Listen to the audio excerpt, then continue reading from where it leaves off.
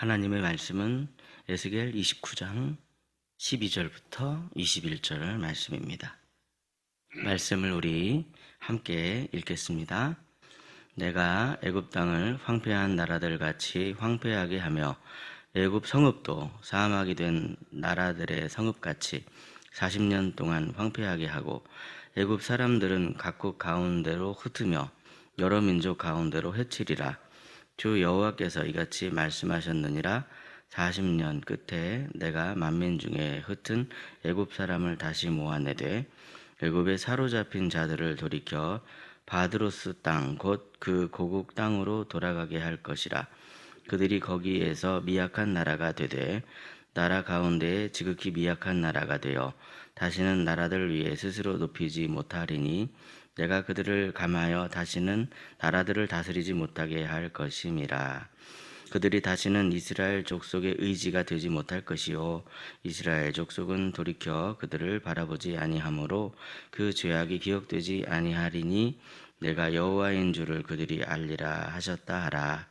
27째 해 첫째 달 초하루에 여호와의 말씀이 내게 임하여 이르시되 인자야, 바벨론의 느부갓네살 왕이 그의 군대로 두로를 치게 할 때에 크게 수고하여 모든 머리털이 무지러졌고 모든 어깨가 벗어졌으나 그와 군대가 그 수고한 대가를 두로에서 얻지 못하였느니라. 그러므로 주 여호와께서 이같이 말씀하셨느니라. 내가 애굽 땅을 바벨론의 느부갓네살 왕에게 넘기리니 그가 그 무리를 잡아가며 물건을 노략하며 빼앗아 갈 것이라. 이것이 그 군대의 보상이 되리라. 그들의 수고는 나를 위하여 함인즉 그 대가로 내가 애굽 땅을 그에게 주었느니라. 주 여호와의 말씀이니라. 그날에 나는 이스라엘 족속에게 한 뿔이 돋아나게 하고 나는 또 내가 그들 가운데에서 입을 열게 하리니 내가 여호와인 줄을 그들이 알리라. 아멘. 오늘도 이른 새벽에 은혜를 사모하여 주의 전으로 가까이 나오신 사랑하는 여러분에게 하나님이 예비하신 하늘의 은총이 가득 넘쳐 흐르시기를 예수님의 이름으로 축복합니다. 예전에 있던 교회에서 알던 어느 권사님 얘기인데요. 그 권사님은 새벽 기도회를 새복 기도회라고 항상 부르셨습니다. 새복 기도회, 새복 예배 나간다 이렇게 말씀하셨습니다. 그분은 그렇게 새복 기도회라고 불렀던 이유는 단순한 기복주의가 아니라 새복 기도회에 나올 때마다 하나님을 내가 의지해야 하겠습니다. 하나님만 의지하게 도와주세요. 그렇게 생각이 돼서 새복 기도회, 새복 예배 이렇게 말씀하셨더라는 것이죠. 이처럼 성도가 기대해야 하는 복은 다른 것이 아니라 하나님입니다. 우리가 하나님을 가까이 함으로 얻게 되는 모든 것들은 그저 다 그냥 부수적인 것들일 뿐이더라는 거죠. 하나님이 복이시다. 하나님을 가까이 하는 것이 복이다.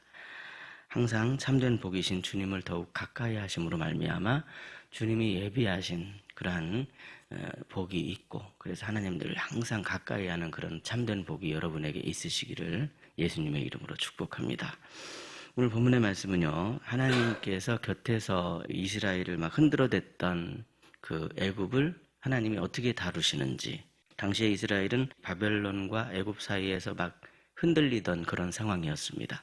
당시에 이스라엘은 바벨론이 밀고 내려오면 바벨론의 힘에 의해서 바벨론한테 납작 엎드릴 수밖에 없었고 또 그러다가 밑에 있는 애굽의 세력이 또 치고 올라오면 바벨론이 좀 멀어지니까 이때는 애굽의 눈치를 볼 수밖에 없어서 애굽에 다시 엎드릴 수밖에 없는 그런 상황이었습니다.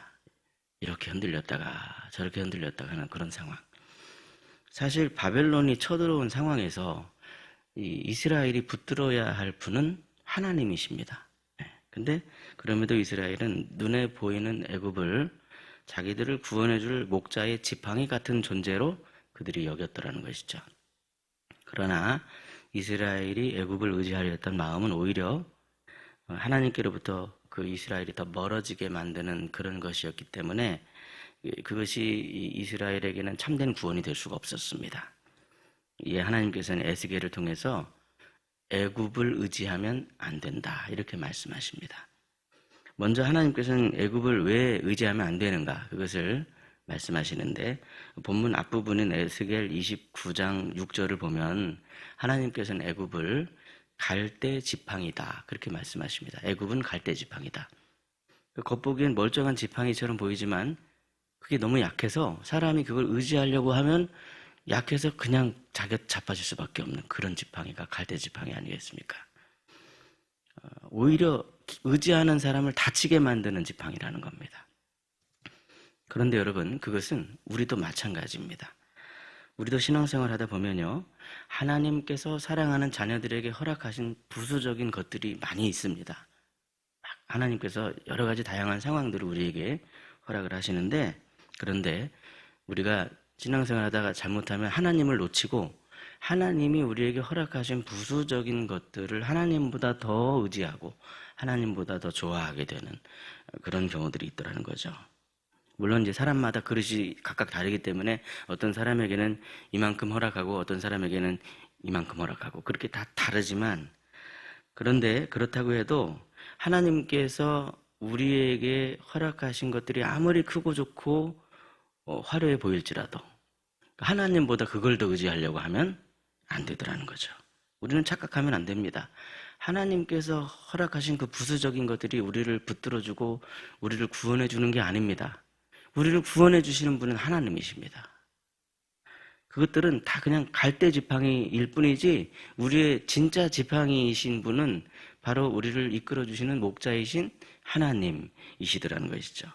우리가 그 부수적인 것들에게 마음을 빼앗겨버리고 그것에 더 기대려고 하는 그런 마음, 그렇게 해서 거기에 체중을 실어버리면 어느새 그냥 바스라져 버리고 마는 갈대 지팡이일 뿐이다. 이렇게 지금 이스라엘 백성들에게 말하는 겁니다. 여러분, 우리의 반석이신 분은 오직 하나님이십니다. 하나님이 아닌 다른 것에 기대는 사람은 결국은 어리석어질 뿐이다. 이렇게 말씀하시는 겁니다. 우리가 의지하며 꼭 붙들어야 할 분은 오직 하나님이시다. 이 말씀 다시 한번 기억하며 하나님만 의지하심으로 어떠한 상황에도 흔들림이 없이 단단하시고 견고하시는 저와 여러분이 되시기를 예수님의 이름으로 축복합니다. 둘째로, 애굽은 결국 심판을 받기 때문에 애굽을 의지하면 안 된다 이렇게 말씀하시는데요. 하나님께서는요, 애굽이 지니고 있었던 그 교만을 그냥 내버려 두지 않았습니다. 애굽은 나일강이 흐르는 그러한 나라였죠. 그 나일강을 중심으로 해서 문명을 발달시킨 나라입니다. 그런데 애굽은요, 그 나일강을 자기의 힘의 근원이라고 생각했습니다. 나일강이 내 힘이다. 그래서 자기들을 스스로 악어와 같은 그런 나라다. 그렇게 강인한 나라고 나일강은 내 거다. 이렇게 생각을 했는데 그 나일강을 그렇게 지으시고 허락하신 분이 누구십니까? 바로 하나님이라는 거예요. 영광은 자기들이 내 거라고 생각하면 안 되고 하나님께서 주셨다고 생각하면서 영광을 돌렸어야 하는데 애굽을 가만히 살펴보면 그런 우상 숭배를 많이 하는 나라도 또 없습니다. 마치 우리 이웃 나라가 그렇게 열심히 이것도 다 저것도 다 신이고 저것도 이것도 다 신이다 이렇게 생각하면서 그렇게 열심히 우상 숭배하는 것처럼 그런 나라가 바로 애굽이었더라는 것이죠. 애굽은 자기들에게 온갖 좋은 환경을 허락해 주신 하나님을 찬양하기는커녕 수많은 우상들을 만들어내며 그것들을 숭배하며 죄인들의 길을 걸어갔더라는 사실입니다. 그래서 하나님께서는 애굽을 심판하시기로 선언하셨습니다. 본문 12절에서 하나님은요, 애굽이 사막과 황무지가 되어버릴 것이다 이렇게 말씀하시죠. 사람도 짐승도 거하지 못할 땅이 되어 것이다. 백성들은 사방으로 다 뿔뿔이 흩어질 것이다. 나라의 중심은 다 무너질 것이다. 그런데 여러분 가만히 말씀을 보십시오. 그래도 하나님의 목적은 멸망이 아니십니다. 왜 그렇습니까? 여기 지금 40년이라는 기한을 두십니다. 40년 동안 그렇게 하고 40년 후에는 흩어졌던 백성들을 내가 다시 돌아오게 할 것이다. 13절 말씀에 40년이라는 기한을 정해두고 있죠. 40년 후에는 그들이 고국 땅에 돌아오게 하겠다. 물론 다시 돌아왔을 땐 이전에 같은 그 영화로움은 없을 것이다. 그럽니다. 많이 낮춰져 있을 것이다. 많이 겸손해져 있을 것이다. 14절을 보시면 애굽은 과거의 힘을 완전히 잃어버린 미약한 나라가 됩니다. 한때 스스로를 거대한 악어로 여기며 스스로 교만에 빠져 있었던 그런 자들이었지만 결국에는 지극히 미약한 나라가 된다, 이렇게 말씀하십니다. 사랑하는 성도 여러분, 하나님께서는요, 교만한 자를 낮추시는 하나님이십니다. 그런데 생각해 보시면 때로는 하나님의 낮추심이 은혜인 경우가 있습니다. 사람이 너무 교만하면 사람을 무시하는 안하무인인 정도가 아니라 하나님을 아예 무시해버리는 안하무신인 경우가 많습니다. 안하무신, 이 말은 사전 찾아봐도 아마 없을 겁니다. 제가 만들어낸 그런 이야기니까. 하나님이 안중에 없습니다. 하나님을 무시해버립니다. 이런 사람이 어떻게 살겠습니까, 여러분? 어떻게 이런 사람의 심판을 면할 수가 있겠습니까? 어떻게 이런 사람이 예수님을 구주로 영접할 수가 있겠습니까? 어떻게 이런 사람이 구원을 받겠습니까? 교만은 지금 자기가 죄로 인해 어떤 상황에 처해 있는지 자기 처한 상황을 제대로 파악하지를 못하게 만들어버립니다. 자기 스스로를 구할 수도 없고 자기가 자기 스스로 책임질 수도 없으면서 그냥 막무가내로 하나님을 멀리하게 만드는 것이 바로 교만이기 때문에 교만같이 무서운 것이 없습니다. 교만에 빠지면 구원을 받을 여지가 없기 때문에 그렇습니다. 그런데 하나님이 이 애굽의 교만을 그렇게라도 낮춰주시니 생각해보니 애굽 입장에서 이게 은혜로구나. 그렇게 우리가 생각하지 않을 수가 없습니다. 기회를 주시는 하나님이시다는 사실입니다. 그런데 이스라엘은 하나님 앞에 교만했던 애굽의 모습을 흠모하면서 그들을 막 자기들의 어떤 지팡이로 여기면서 의지하려고 기댔습니다.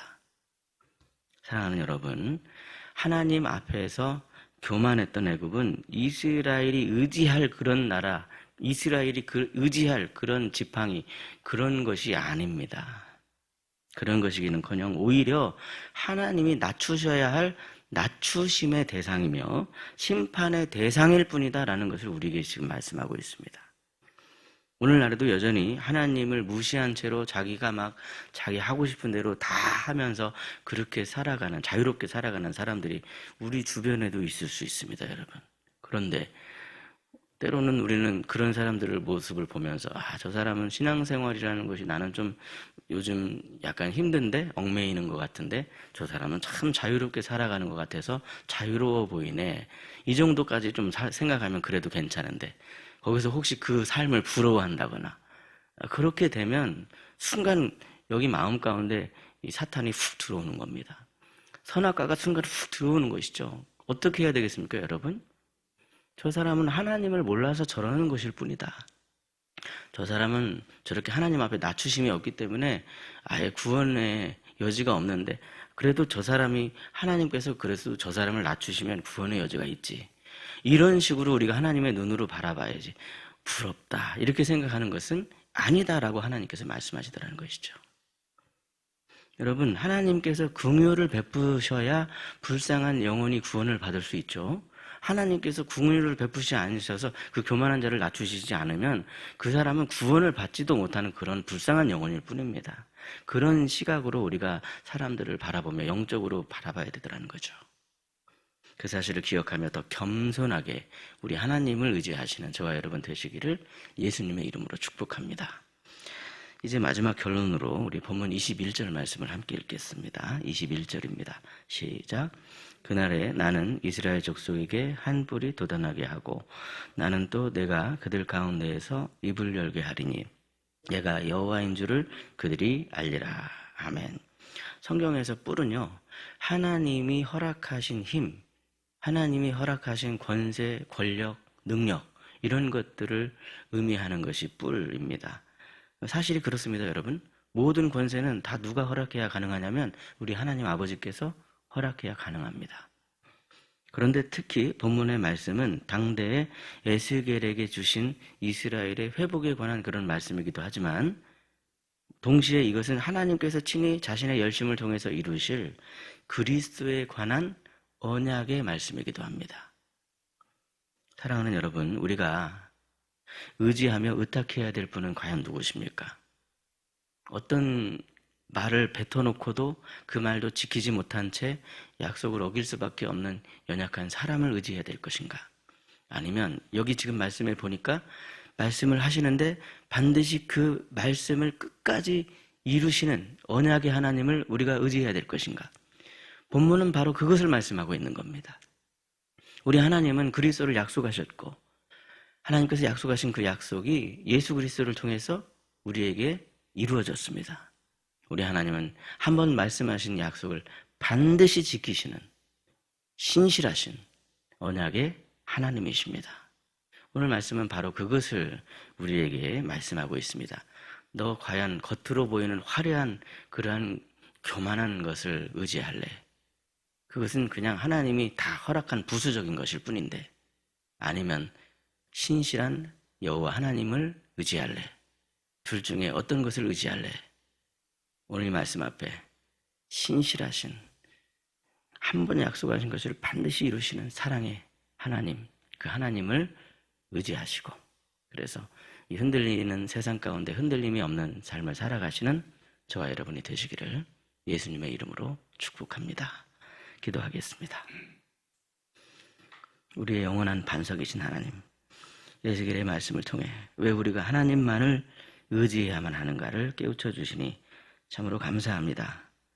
때때로 우리는 눈에 보이는 것들에 우리의 마음을 빼앗기고 흔들릴 때가 있지만, 그럼에도 그러한 우리에게 오늘도 말씀을 들려주셔서 참된 반석이신 주님께 돌아오라고 말씀해 주시니 참으로 감사합니다.